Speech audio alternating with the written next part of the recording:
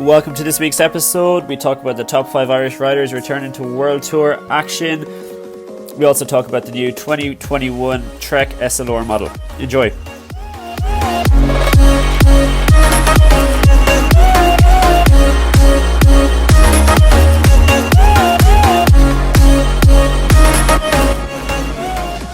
Welcome back to the GeoBici channel. So this week we're going to talk about Dan Martin. Is he going to be a classic specialist next year, or is he going to stay as a super domestique for Froome? He's been swapping teams now every second year when a new leader comes in. He stayed at Garmin for a while, but he's been swapping ever since when new leaders come into teams.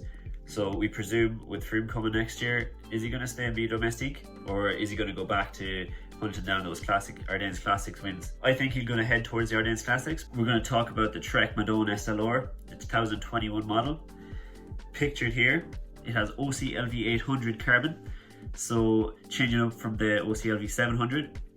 What OCLV means basically is optimum compaction low void. So that's just their Trek's patent. So that's Trek's patented, and they've used it in a lot of their bikes basically for the last 25 years. All Trek bikes built in Waterloo, Wisconsin, USA. Being a bit of a bike geek, I generally check up on what's coming out and what's new. So have you all up to date with the latest bike information here. A massive 450 grams apparently saved over the OCLV 700. That's quite a lot. That is quite a lot. And they also have the new T47 bottom bracket, the threaded fit bottom bracket, which is great to hear. And finally then we're just going to talk about the remaining Irish World Tour riders. Apart from Dan Martin, we have Nicholas Roach, Ryan Mullen, Sam Bennett and Eddie Dunbar. We're just going to talk about their form and their upcoming races, what they're penciled in for, and hopefully we'll see at least 3 Irish World Tour riders in the Tour de France this year, between Dan Martin, Nicholas Roach and Sam Bennett. It's going to be great. First time in a long time that we've had 3 Irish riders in the Tour de France. Can't remember the last time actually that's happened, to be honest. Okay, so Dan Martin. Dan the man, he's been really to the fore in Irish cycling from about 2009 to about 2014. Then he had a few years off, about 3 years off there without many results, and he picked up a stage win in the Tour de France not too long ago. But back when he was like a key rider in the Ardennes Classics, I remember him very, very well. Like, he's one of the riders who got me into cycling in terms of when I was watching races. I always loved to watch Dan Martin race. I know he has a funny physique, but he has a great mentality and a great attitude to racing. His bike handling is questionable. And I think we're about to find out. Here's that final turn. Oh, Dan Martin is down with 300 meters. But then again, you know, most of our bike handling is questionable. So he is a great rider. I'd love to see him get back into the Ardennes Classics. I think he's not really suited for the Tour de France anymore, to be honest, because the way the riders are riding now in the Tour de France, I think his style doesn't match it. And I think he's more of a puncher, more of a punchy rider. He's not quite like Phil Gilbert, but he can match Phil Gilbert in terms of the steeper finishes. I know Gilbert is a more powerful rider in terms of his sprint. In my opinion, I think he's going to go back to the Ardennes Classics next year. I'd like to know what you hear, so post it down below if you think he's going to be either a super domestique for Froome or an Ardennes Classic specialist. If he was a super domestique, that's if. I don't think he will even choose to be one. Reading Nicholas Roach's book a few years back, his father Stephen Roach. Did you know Nicholas Roach's father was Stephen Roach, winner of the Tour de France? Yeah, of course he knew. That must be so annoying for Nicholas Roach though. Stephen Roach said there is a big difference between Nicholas and Dan. Dan being a more aggressive rider and a more win-at-all-costs mindset, whereas Nicholas Roach has been a domestique for a good number of years. So I don't think Dan is going to want to be a domestique for Chris Froome. I don't think he's going to want to take a step back and just be happy to finish out his career. And I think it's great that there's a rider like that, and that we have a rider like that who doesn't want to just sit and be happy. He wants to keep pushing, and that's why he's been constantly changing teams. Over the last 7 to 8 years, he's been on 4 different teams. So every 2 years he's been nearly changing teams, and that shows that he just doesn't want to settle. He doesn't want to settle for just being a domestique or being a second or third rider. He wants to push on, and he needs to prove that now, because he can't really go and change teams again. So I think he's going to stick with Israel Startup Nation and just go for the Ardennes Classics. What do you think? Post it down below, comment down below what you think. the leanest looking man around and one of the most stylish bike riders, Nicholas Roach.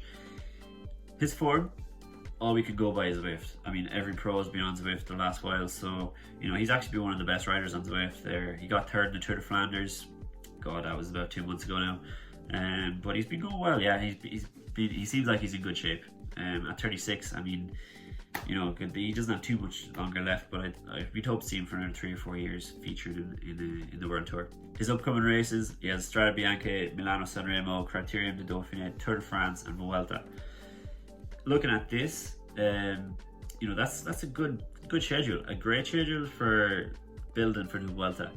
You know, building into the Tour de France, Strade Bianche, a race that doesn't suit him.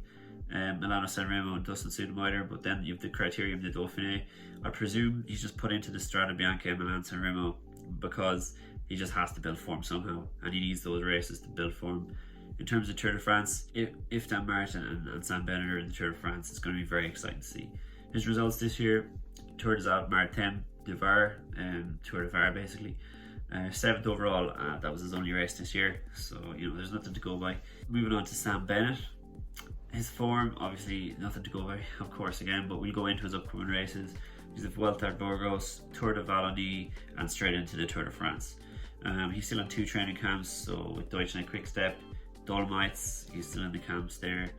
He's still in that camp, and the Flèche Ardennes, he had one about a month ago in the grim Belgian weather. Results this year, actually a good bit to go by. He won the race Turkey, Tour Down Under Stage 1 as well. 2nd in UAE Tour Stage 2 and 2nd on Stage 4 the Tour Down Under. If he could grab a stage win in the Tour de France this year, massive. He's at the top already. You know, all he can do now is just get that Tour de France stage win and push on from there. So I'm going to just do a little voiceover here. Here we have Eddie Dunbar's upcoming schedule: July the 28th to the 1st of August, Vuelta a Burgos, 2-month break, and the Giro. But that's obviously not going to happen. He will have races in between August and September there. Next, we have an interesting comparison between Sivakov and Dunbar himself. If you look at the distance ridden, there's only 19 kilometers difference in the races they've competed in under Team Ineos, which is very, very. It's not a coincidence. It's the way Team Ineos are developing these guys.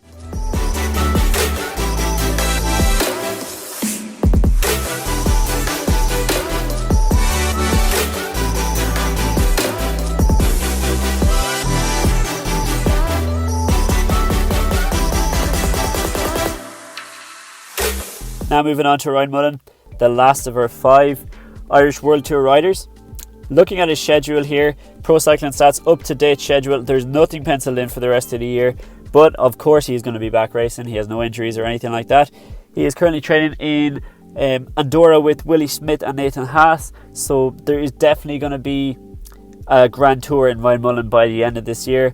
Hopefully we get to see him do the Vuelta. There's a nice few time trials there and a few stages that can suit the breakaway. Hopefully Trek Segafredo don't have a leader going into that Vuelta as such, and he gets a few opportunities to go up the road. I think he's missed that so far in his career. A few breakaway rides would be really good, maybe to get him up there a bit and get him to target those stage wins, but nonetheless he's the time trialist and he will be performing well in the time trials. That's it for this week, guys. Here's a picture of Ryan Mullen looking more like a bodybuilder than that of a cyclist. Thanks for listening, thanks for watching. If you like what we're doing, give us a like, of course, and well, I was going to say subscribe. We have a YouTube channel, it's very small at the moment, but head over and subscribe if you want to see more of this stuff, and give us a comment on what you think you'd like to see in the future. Until next time, thanks.